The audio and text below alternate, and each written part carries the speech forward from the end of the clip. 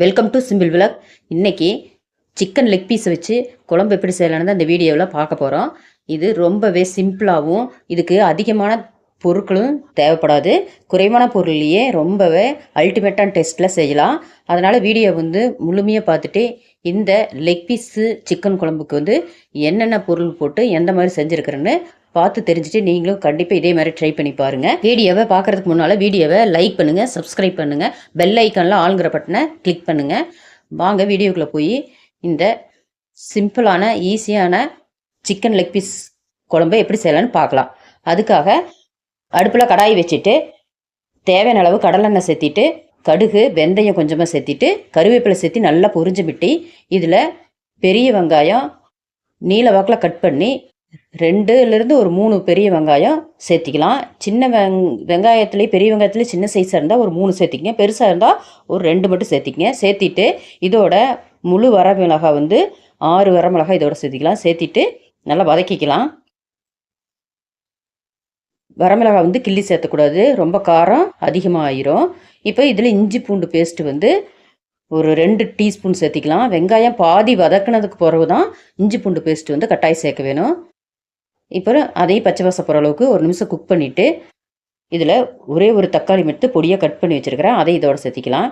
சேர்த்திட்டு வதக்கி விடலாம். வதக்கும் போதே இதில் தூளுப்பு இதுக்கு தேவையான அளவு சேர்த்திட்டு நல்லா கலந்து விட்டுட்டு இதில் மசாலா பொருளை சேர்த்திக்கலாம். சிக்கன் பொடி ஒரு 3லேருந்து 4 டேபிள் ஸ்பூன் சேர்த்திக்க வேணும். சிக்கன் பொடி தான் ரொம்ப இதுக்கு முக்கியமான பொருள். சேர்த்திட்டு அப்படியே பெரட்டி விட்டுக்க வேணும். எண்ணெயிலேயே கொஞ்சம் நேரம் அப்படியே கலந்து விட்டுட்டு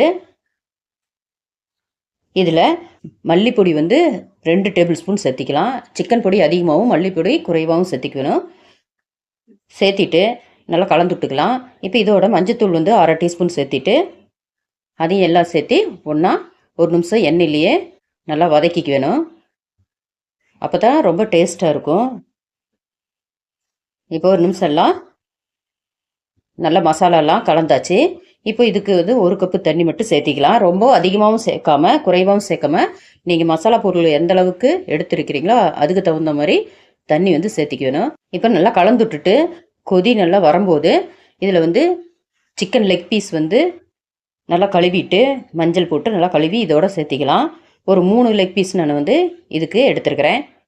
இப்போ நல்லா கலந்து விட்டுட்டு மூடி போட்டு ஒரு 10லேருந்து 15 நிமிஷம் குக் பண்ணிக்கலாம். இப்போ 15 நிமிஷம் நல்லா குக் ஆகி லெக் பீஸ் நல்லா வெந்து நல்லா குழம்பு ஸ்டேஜுக்கு வந்துருச்சு.